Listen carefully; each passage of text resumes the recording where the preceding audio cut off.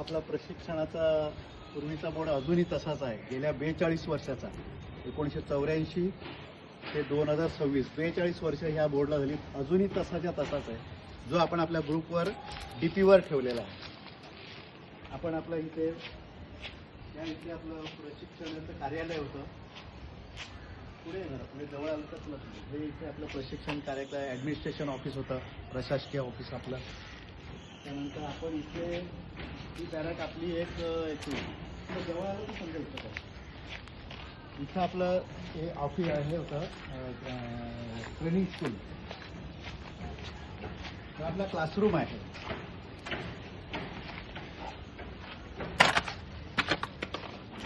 हा आपला क्लासरूम आहे. ह्या क्लासरूममध्ये आपण बसायचो.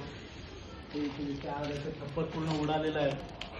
पुढे ती पाण्याची टाकी दिसते. ही पाण्याची टाकी म्हणजे आपली आठवण 135ची. ही आज आपण क्लासरूममधून दिसते. वर सगळं उजाड झालेलं आहे, पण बॅरेक आहे तशीच आहे. जागा ठिकाण आज आपल्याला सापडलं आहे आणि आपण तिथे आहोत आज. ते सगळं इथे बेंच होते आपले. त्या बेंचवर आपण बसून या खिडकीतून आपण बाहेर पाहायचो. तिथे श्रावगे सर, कांबूर हे आपल्याला लेक्चर द्यायचे. आणि ही सगळी वास्तू आज आहेत पण भग्न अवस्थेमध्ये आहे. आपण पुढे जाऊया. पुढे आपलं आणखीन एक ठिकाण आहे.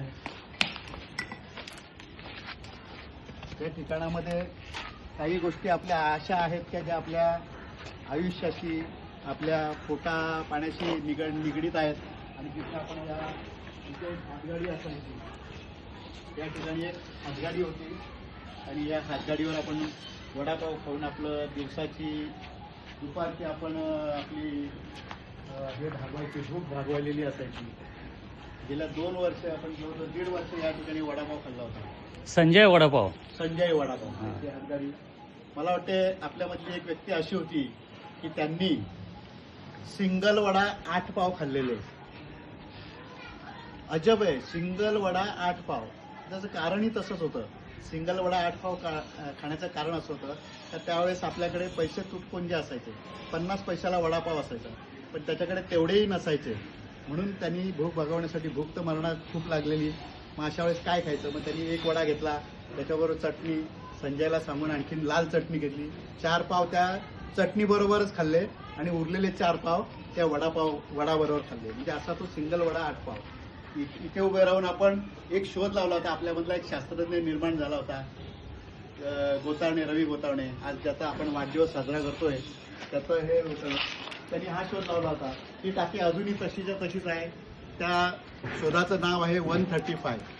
आता 135 हा शोध अतिशय गाजला होता त्यावेळेस आणि त्यावेळेची जी मजा होती ती खूप वेगळी होती. अतिशय आनंददायी क्षण होते. अवस्था सगळे वास्तू सगळ्या भग्न अवस्थेत आहेत, पण तरीसुद्धा त्या आठवणी आपण आज आपल्याला सापडल्या. इथून पुढे जाऊन आपण 2 आठवणी पाहूया आपल्या आणखीन. ही एक बॅरॅक्स आहे. ही बॅरॅक्स आजही तशीच आहे. ते गव्हर्नमेंट टेक्निकल स्कूलचं आपलं ते ITI सारखं एक त्यांचं वर्कशॉप होतं. ते वर्कशॉप आजही आहे. पण ह्या 2 वास्तू व्यतिरिक्त इथे आता काहीही शिल्लक नाही आहे. बाकी सगळं संपलेलं आहे. नवीन वास्तू झालेल्या आहेत. त्या आपण तिथे आपली डम्पी लेवल लावायचो, लेवल आपण पाहायचो आणि सगळं आपलं लेवलिंगचं काम जिथे चालायचं ते मैदान होतं. पण तिथे सगळे आता इमारती झालेल्या आहेत, त्या नवीन इमारती झालेल्या आहेत. त्यामुळे ते मैदान आपल्याला दिसत नाही. डम्पी लेवलच्या पण आपल्या आठवणी आहेत की ज्या जिथे रेसिडेन्शियल बिल्डिंगमध्ये लावून कोणीतरी त्या गॅलरीमध्ये पाहत असायचं. त्या इथे ते चिंचेचं झाड वगैरे होतं. त्या चिंचेच्या झाडावर प्रकाश साळुंके, श्रावगे साहेब बाहेर काढायचे आणि प्रकाश साळुंके जाऊन त्या झाडावर बसायचे. अशी ती आठवण आहे. पण ते झाडही आज नष्ट झालेलं आहे. इथून पुढे गेल्यानंतर मात्र आता सगळे कॉन्क्रीट रोड झालेले आहे. वास्तू सगळ्या झालेल्या आहेत. क्वार्टर्स आहेत. त्यामुळे हे सगळं इथपर्यंतच राहिलेलं आहे.